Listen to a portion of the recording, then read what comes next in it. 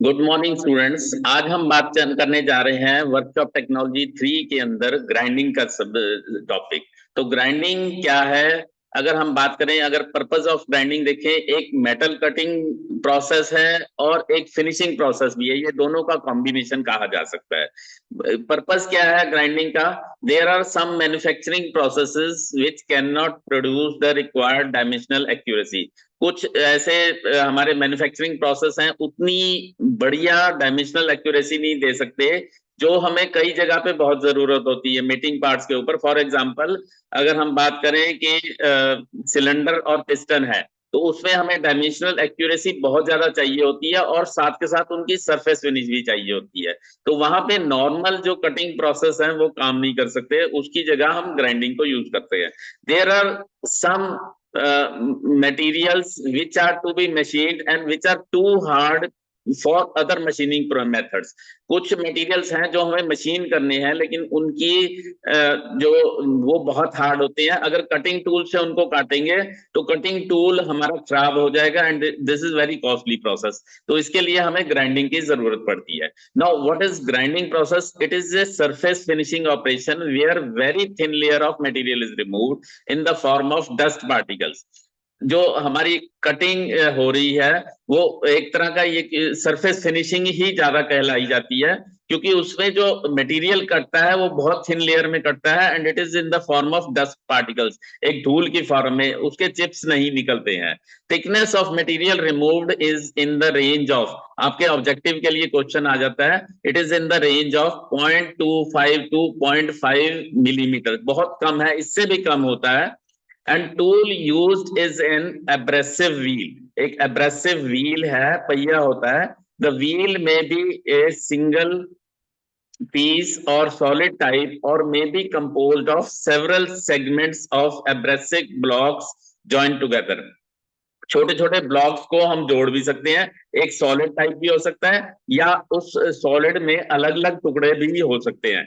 Grinding machine is a power operated machine tool where the work piece is fed against constantly rotating abrasive wheel. अब ये abrasive wheel जो होता है वो constantly घूमता रहता है और जो जॉब है वो उसके अगेंस्ट चलती है। Now this is the machine, normally हमने देखी भी हुई है।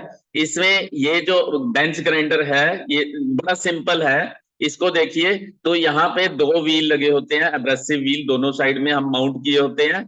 ऊपर से ये आई शील्ड है जहां से हम देख सकते हैं शीशा लगा होता है, लेकिन उसके जो स्पार्क्स हैं वो नहीं आगे आते। लेकिन ये इसके बीच में गैप होता है जहां पे हम जॉब को या टूल को किसी को भी रख के ग्राउंड कर सकते हैं। ये जो टूल रेस्ट है इसको थोड़ा एडजस्ट कर सकते हैं ऊपर नीचे अपनी सहूलियत के हिसाब से।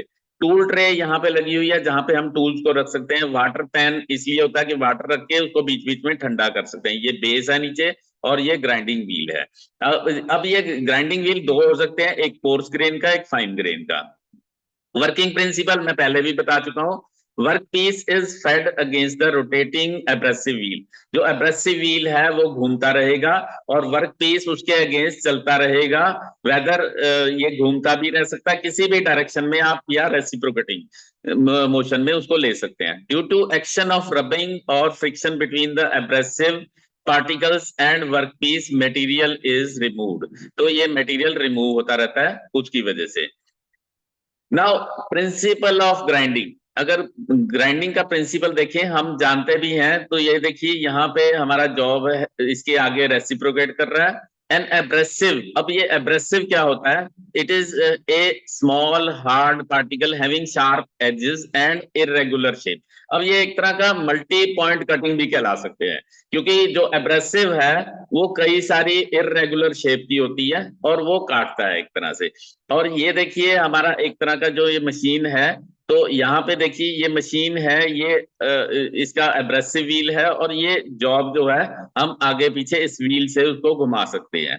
तो एब्रेसिव जो है वो small amounts of material remove करता है। सैंड पेपर या एमरी पेपर भी यही काम करता है, लेकिन हम ग्राइंडिंग की बात कर रहे हैं तो वहां पे सैंड पेपर में क्या होता है कि वो ही जो एब्रेसिव्स हैं वो पेपर के ऊपर लगे हुए होते हैं। तो एब्रेसिव्स कैसे होते हैं? These are extremely hard materials. अब हार्ड मटेरियल्स होते हैं वेरी स्मॉल पार्टिकल्स जिनको हम ग्रेन कहते हैं, which carry a number of sharp cutting edges. कैसे होते हैं वो देखिए, कुछ ऐसे होते हैं।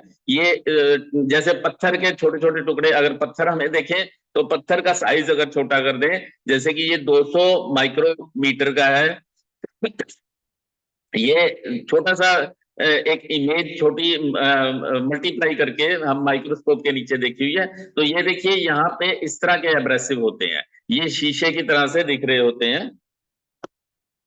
Now grinding wheels can sharpen knives and tools.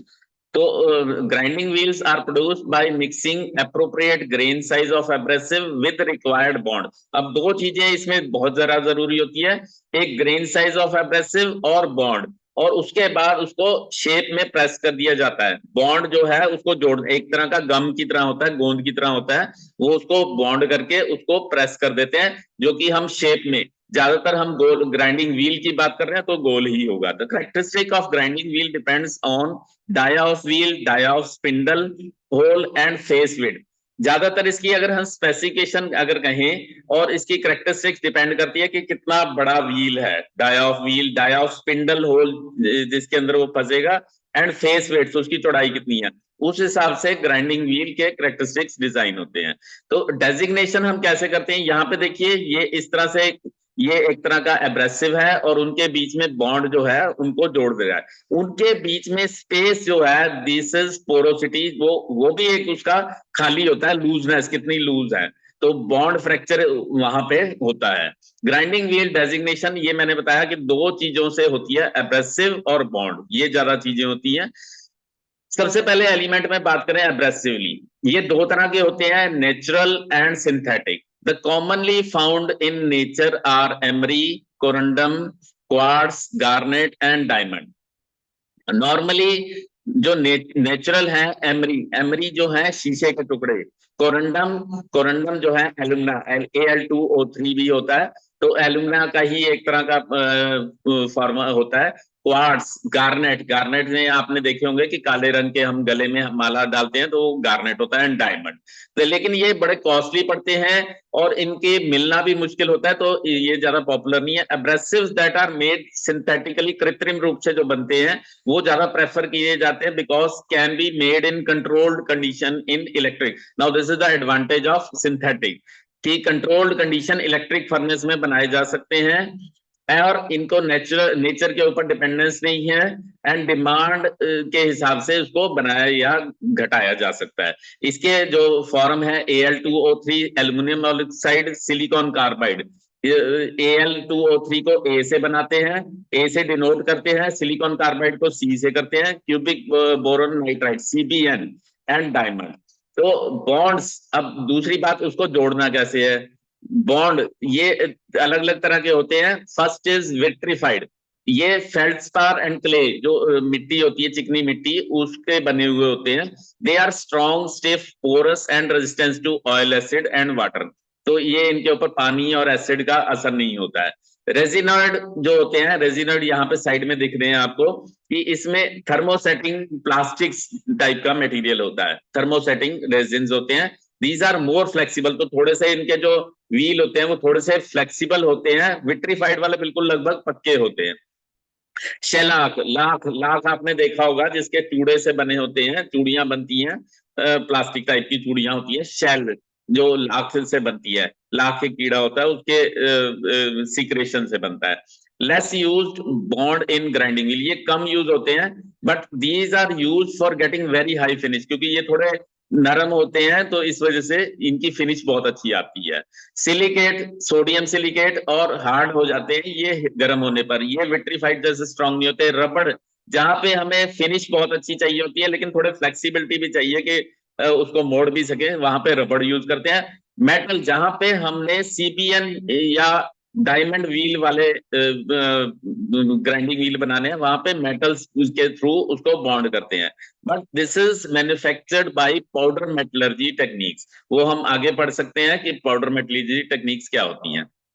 अब इनके मैंने बताया कि बॉन्ड के सिंबल क्या होते हैं, रेजिनॉइड के बी से दिखाते हैं, resinoid reinforce BF, vitrified V से, ऑक्सीक्लोराइड ओ, शेलॉक ई से, सिलिकेट एस से, मैग्नीशिया एमजी, रबड़ आर से और रबड़ फैब्रिक रीइंफोर्समेंट आरएफ से। अब दूसरी बात आ जाती है ग्रेन साइज। ग्रेन साइज जो है वो हमारे इस तरह से 4 हिस्सों में डिवाइड होते हैं। अगर कोर्स है, मोटे मोटे ग्रेन्स हैं उसके, तो वो 10, 12, 14, 16, 20, 24 ये उसके ग्रेन साइज होते हैं, ग्रेट ये माइक्रोमीटर में होते हैं।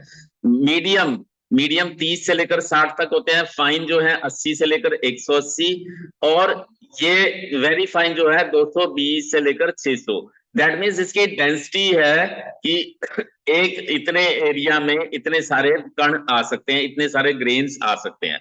ग्रेड की अगर बात करें तो hardness of wheels, soft, medium, hard. A से लेकर एच तक जो है वो सॉफ्ट होते हैं, आई से लेकर पी तक जो मीडियम कहलाते हैं, हार्ड जो होते हैं क्यू से लेकर जेड तक होते हैं। देन स्ट्रक्चर, ग्रेड और structure. Grade is hardness and structure grain spacing. अब ये डेंस, मीडियम, ओपन कौन से हैं? अगर हम मीडियम की बात करें तो 1 से लेकर 8 तक होते हैं, हार्ड जो होते हैं 9 से लेकर 15 या ऊपर भी हो सकते हैं। तो ये इस तरह की ग्रेन स्पेसिंग उसकी कहलाती है। अगर हम व्हील के ऊपर देखें तो कहीं एक स्टिकर लगा हुआ होता है, दोनों साइड भी लगे होते हैं स्टिकर, तो उनके ऊपर कुछ मार्किंग सिस्टम होते हैं। इसके ऊपर मार्किंग सिस्टम बताता है कि वो टाइप ऑफ एब्रेसिव कौन सा है, bond, grain size, structure, grade, structure. For example जैसे यहाँ पे लिखा हुआ है 51A 60K 5V05, 51 मैन्युफैक्चरर की आइडेंटिफिकेशन है, ए बता रहा है कि एब्रेसिव जो है एल्युमिनियम ऑक्साइड, और अगर सिलिकॉन कार्बाइड है तो उसकी जगह पे सी यूज हुआ होगा। यहाँ पे एग्जांपल बताया हुआ है कि इस तरह से होता है। तो सबसे पहला प्रीफिक्स होता है, दूसरा एब्रेसिव टाइप बताता है, तीसरा उसका ग्रेन साइज मैंने बता दिया कि 8 से लेकर इस तरह से 600 तक होता है। फिर उसके बाद ग्रेड, फिर स्ट्रक्चर, बॉन्ड टाइप कौन सा है, बी, बीएफ वगैरह, और मैन्युफैक्चरर का अपना एक प्राइवेट मार्किंग लास्ट में होती है। ये एक साइड में लगा होता है या दोनों साइड भी लगे हुए होते हैं। अब ग्राइंडिंग व्हील कितनी तरह के होते हैं? They come in variety of shape and standardize sizes depending upon की वर्क पीस के शेप्स एंड साइजेस क्या है और उनकी यूज कहाँ होने हैं। यहाँ पे देखिए हम दिखा रहे हैं स्ट्रेट टाइप का, सिलेंडर टाइप का, स्ट्रेट कप टाइप का है, और फ्लेयरिंग कप टाइप का है, डिप्रेस सेंटर या डिप्रेस सेंटर का एक और तरीका है, और एक माउंटेड टाइप का। देखिए most common type is straight, जैसे ये हम आपने भी देखे होंगे, most common type straight type के होते हैं, बीच में होल है उसके जहां पे स्पिंडल माउंट होता है जिसके ऊपर वो माउंट होता है। Flaring is used for tool grinding, flaring का अगर मैं डायग्राम दिखाऊंगा टूल की ग्राइंडिंग के लिए। और कट ऑफ बिल्कुल पतला होता है जो पार्टिंग कुछ पीस को काटने के लिए यूज होता है, आपने देखा होगा आजकल वेल्डर बहुत यूज करते हैं इसको। तो ये सिलेंडर टाइप का है दूसरा, ये स्ट्रेट कप है, फ्लेयरिंग जो टूल को शार्प करने के लिए बिल्कुल टेढ़ा सा होता है। ये डिप्रेस सेंटर वाला है, और माउंटेड वाला इस तरह का है। ये माउंटेड वाला आपके पेपर में काफी आता है, तो इसका डायग्राम आप याद कर लीजिए कि इस तरह का होता है। Now dressing and truing. अब होता क्या है कि ग्राइंडिंग आपने शुरू कर दी, लेकिन कुछ दिन बाद क्या होता है कि ग्राइंडिंग व्हील के अंदर जो बॉन्ड के अंदर है आपके मेटल के कण फंस जाते हैं। The grinding wheels are loaded and or gone out of shape, कभी वो टेढ़े हो जाते हैं, आपने बहुत जोर से उसके अंदर पार्ट को ग्राइंडिंग शुरू कर दी तो उसके आउट ऑफ शेप हो जाते हैं। तो इससे क्या होगा, उसकी एक्यूरेसी खत्म हो जाती है। तो they should be corrected by dressing और truing. Now what is dressing? अगर हम बात करें, dressing is making proper sharp particles. Now क्योंकि एसेंट्रिसिटी हो जाती है तो इट इज मेड, एक चमकदार उसकी जो परत बन जाती है उसको तोड़ने की प्रक्रिया है ताकि तेज कणों को फिर से काम में लाया जा सके। जितने भी उसके आगे तेज, जो आगे वाले घिस गए हैं उनको हटा दिया जाता है और तेज कण उसके आगे आ जाए। Sharp particles are again presented to the work. उसको यहाँ पे देखिए साइड में डायग्राम भी दिखाया जा रहा है, ये आपके पार्टिकल्स हैं और इसके आगे बॉन्ड है। तो ये क्या करते हैं, ये हीट की वजह से थोड़े या तो घिस जाते हैं या इनके बीच में चिप्स फंस जाते हैं। ये देखिए चिप्स फंस गए हैं, लोडिंग हो गई है। तो यहाँ पे इस तरह से स्टार ड्रेसर या डायमंड ड्रेसर, इस तरह का उसका जो जॉब के आगे, जॉब की तरह से उसके आगे करते हैं। तो ये स्टार ट्रेसर क्या करते हैं, ऊपर वाले जो कण होते हैं उनको, चमकदार जो कण होते हैं उनको हटा के पीछे वाले रफ कणों को फिर आगे ले आते हैं। ट्रूइंग क्या है, the purpose of shaping, true true करना। अब उसकी शेप बिगड़ गई है, it is making wheel true and concentric. इसमें grinding wheel is corrected by means of diamond tool dressers known as. Tool लगभग दो ही होता है कि उसमें भी डायमंड है, इसमें भी डायमंड है, लेकिन होता क्या है कि इसमें जो उसमें एक पर्पज होता है कि उसमें वो आगे वाले पोर्शन को हटा देना है, और इसमें क्या है उसकी शेप प्रॉपर बना लेनी है। तो यहाँ पे देखिए इसकी ग्राइंडिंग व्हील की शेप इस तरह की बनानी है, तो ईडीएम टूल इस तरह का प्रोफाइल बनाने के लिए है। यहाँ पे उसकी पैरेलल बनानी है, तो पैरेलल के लिए इस तरह से होंगे। Truing a wheel with diamond, the feed rate must not exceed 0.02 millimetre. इतनी फीड रेट बहुत स्लो होना चाहिए, अदरवाइज उसके ग्रूव्स बन जाएंगे। तो हमें बिल्कुल प्लेन करना है, तो धीरे धीरे उसको फीड करना है उसके अंदर। नाउ अब ग्राइंडिंग व्हील को हमने क्या करना है, बैलेंस भी करना है, उसको माउंट करना है। माउंट कैसे करते हैं, सबसे पहले क्या करना है, हमने test wheel to see whether it is not cracked by ring testing with a handle of screw driver. Screw driver के हैंडल से उसको थोड़ा सा बजा के देखेंगे कि अंदर से कहीं क्रैक तो नहीं। अगर वो क्रैक है तो उसकी बैलेंसिंग ठीक नहीं होगी, जैसे ही घुमाएंगे वो एक ही जगह आके नीचे लटक जाएगा, फिर घुमाएंगे फिर वहीं आके लटक जाएगा। क्लीन ग्राइंडिंग व्हील अडेप्टर, उसके अंदर वाला बाहर वाला पोर्शन जो है वो दोनों साफ करने हैं। अंदर वाले पोर्शन में क्या करना है, mount adapter through wheel and Titan the threaded flange. उसके अंदर थ्रेडेड फ्लैंज, यहाँ पे देखिए इसके अंदर एक फ्लैंज जो है वो थ्रेडिंग के साथ उसको डालनी है। नाउ थ्रेड कैसे करनी है, place blotter on each side prior to mounting. Blotter, blotter means थोड़ा मोटा कागज जो शाही को चूसने के लिए होता है, थोड़ा उस तरह का एक कागज दिया जाएगा आपको, एक गत्ते टाइप का, वो उसके अंदर ब्लॉटर को रखना है।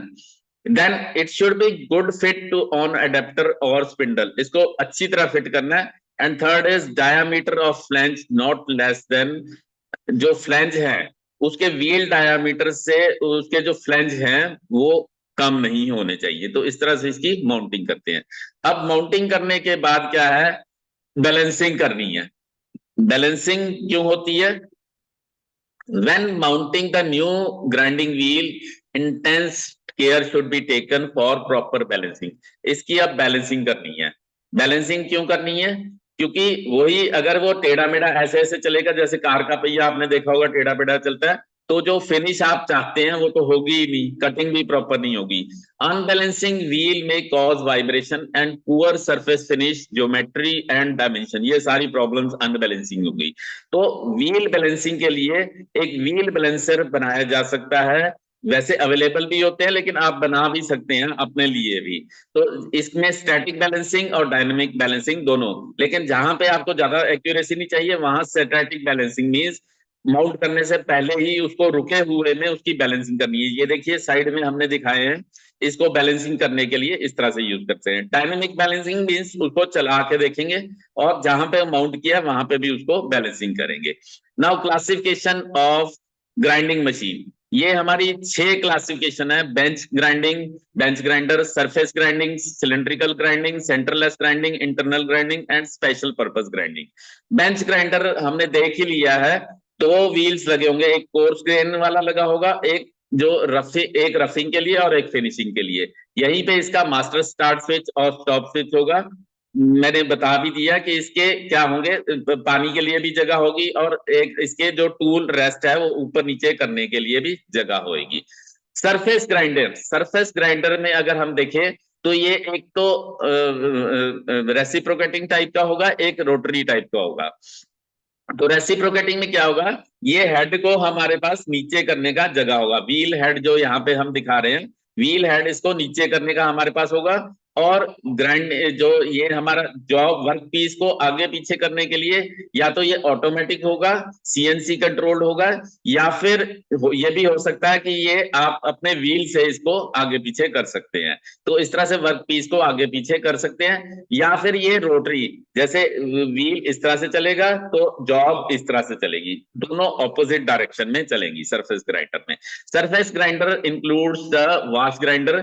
It has head which is lowered, मैंने बताया हेड नीचे ऊपर कर सकते हैं, और work piece is moved back and forth, और ज्यादातर ये मैनुअली ऑपरेटेड भी हो सकते हैं, सीएनसी कंट्रोल्ड भी हो सकते हैं। रोटरी को ब्लैंक कार्ड स्टाइल ग्राइंडर भी कहा जाता है। तो मैंने बताया कि इसमें टेबल ज्यादातर इस तरह से चलता है, तो जो ग्राइंडर है वो दूसरी साइड में चलता है। It is use to make and sharpen burnout, metal stamping die set, flat shear blades, fixture bases, and any blade. Third is cylindrical grinder. Cylindrical grinder में क्या है, जॉब गोल गोल घूमती है, और उसके अगेंस्ट जो ग्राइंडिंग व्हील है घूमता हुआ उसके सामने जैसे टूल की तरह से प्रेस किया जाता है। तो इसकी मशीन का आपके पास डायग्राम आ सकता है, ये देखिए जैसे लेथ की तरह है, और व्हील आगे घूमता हुआ सामने आएगा, ये आपके सामने डायग्राम भी दिखा सकते हैं। It includes both the type that use centers and centerless type. अगली एक और कैटेगरी आएगी centerless type। सिलेंड्रिकल ग्राइंडिंग में कई सारे ग्राइंडिंग व्हील भी हो सकते हैं, और जो जॉब है वो चक्स में या सेंटर्स में लेथ की तरह से होते हैं। It is use to make precision rods, tubes, bearing races, bushing and many other parts.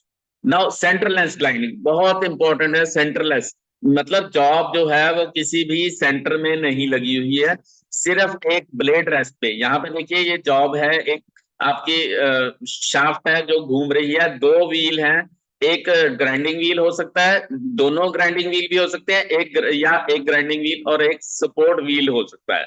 तो ये it is use to grind curve surface which are long and slender, बहुत लंबे हैं और स्लेंडर भी, पतले भी हो सकते हैं।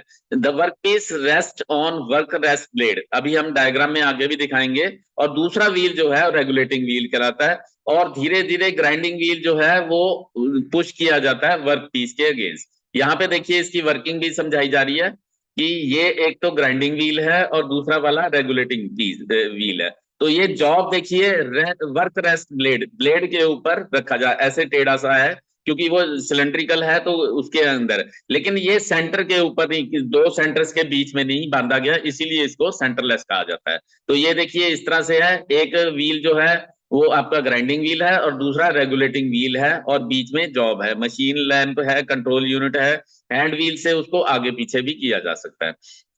होता क्या है, मैंने बता ही दिया कि work supported on work rest blade is equipped with suitable guide, जो वर्क रेस्ट के ऊपर एक गाइड्स के थ्रू होता है कि वो आगे पीछे उसको होल्ड भी कर सकता है। और regulating wheel controls speed of work and longitudinal feed movement. It is ज्यादातर क्या होता है कि जो रेगुलेटिंग है वो थोड़ा सा ऑफसेट और एंगल पे होता है, and centers fixed diameter are controlled by distance between wheel and height of workplace. Advantage क्या है, there is no need of having and maintaining center and center hole, job के ऊपर होल्स बनाने की जरूरत नहीं है। Workpiece can be loaded and unloaded from the machine rapidly, machine चल रही है एकदम से ही उसके अंदर ठा करके डाला जा सकता है। प्रोडक्टिविटी बहुत हाई है, नो लिमिट और to length of work being ground, work is supported rigidly, skill बहुत कम चाहिए, and less wheel wear and less grinding time is required. What are the limitations, यहाँ पे देखिए आप साइड में देख भी पा रहे हैं कि ये इस तरह की मशीन है, ये इसके बीच में जॉब जो है वो ग्राइंड की जा रही है। The setup time for centre line is, starting में उसको सेटअप करने के लिए बहुत ज्यादा टाइम चाहिए होता है। This is useful only for large volume production, दो चार पीसेस के लिए नहीं होते हैं, 1,00,000 पीस या 10,000 पीस के लिए कम से कम चाहिए होते हैं। Work with several diameters can not be handled, अगर उसके स्टेप हैं एक 100 मिलीमीटर 50 mm तो इसके लिए नहीं कर सकते हैं। ज्यादातर जो डायमीटर है एक तो उसके स्टेप नहीं होने चाहिए, और उसके बड़े साइज के लिए भी नहीं चल सकता। तो कुछ स्पेशल टाइप के ग्राइंडर आते हैं, टूल एंड कटर ग्राइंडर। तो यहाँ पे पहले से ही उसका देखिए कि टूल एंड कटर ग्राइंडर, यहाँ पे देखिए ड्रिल के लिए किया जा रहा है, These can perform the minor function of drill bit grinder or specially tool room grinding operation. Jig grinder या इंटरनल ग्राइंडिंग में देखिए, इंटरनल जिग ग्राइंडर में हम क्या करेंगे, जिग्स के फिक्सचर के होल्स को इकट्ठे कर सकते हैं, तो वहां पे हमारे बहुत अच्छे वाले ग्राइंडर चाहिए होते हैं, बिल्कुल छोटे साइज के चाहिए होते हैं। इंटरनल ग्राइंडिंग में देखिए थोड़ी सी उसकी फ्लेक्सिबिलिटी होनी चाहिए, क्योंकि उसने इंटरनल ग्राइंडिंग करनी है। ये देखिए यहाँ पे, यहाँ ऊपर किया, फिर साइड वाले होल को भी कर रहा है, ये साइड में इस तरह से करता हो जाए। तो ज्यादातर ये सीएनसी कंट्रोल्ड है यहाँ पे जो दिखाया जा रहा है। Then there are thread और internal grinding. थ्रेड ग्राइंडिंग में क्या होगा कि थ्रेड के साइज का ही व्हील होगा, या फिर एक पूरा व्हील जितना एक उसके जो एक शाफ्ट है उसके ऊपर बनाना है, उतना ही थ्रेड का ही एक साइज के ग्राइंडर होता है। तो वो उसके ऊपर जब प्रेस किया जाएगा उतना उसका एक पूरा शेप थ्रेड का बन के आ जाएगा। ये इंटरनल ग्राइंडिंग में देखें तो एक ट्रेवर्स ग्राइंडिंग होगी, एक प्लंज ग्राइंडिंग में हम इस तरह से सीधा उसको करेंगे, और ट्रेवर्स ग्राइंडिंग में ऊपर से चलते हुए साथ में व्हील भी हमारा घूम रहा है और जॉब भी घूम रही है। प्रोफाइल ग्राइंडिंग में थोड़ी सी प्रोफाइल के हिसाब से उसको चलेगा। अभी हमने पिछले में देखा था, तो ये साइड वाला देखिए, ये प्रोफाइल ग्राइंडिंग में तो देखिए वो थोड़ा सा एंगल के ऊपर कर रहा है, ये देखिए एंगल पे, ये प्रोफाइल ग्राइंडिंग है। देन गियर ग्राइंडिंग में हम देखिए गियर के अंदर अंदर, ये क्योंकि सीएनसी कंट्रोल ही होगा, ये मैनुअल नहीं होगा गियर ग्राइंडिंग में। गियर ग्राइंडिंग ज्यादातर हाई प्रिसीजन गियर्स में होता है, और वहां पे बहुत few thousand of an inch left by manufacturing method, gashing या हॉबिंग से बना है। अब ग्राइंडिंग के फायदे क्या है, नुकसान क्या है, ये 4 नंबर का आपका क्वेश्चन आता है। It is for finishing of flat, conical, cylindrical finishing, internal cylinder and bores बहुत ज्यादा जरूरी है, forming and sharpening cutting tools, snagging and removing rough projection, कोई बाहर कास्टिंग की निकल रही है उसके लिए। So that is all for today, thank you very much.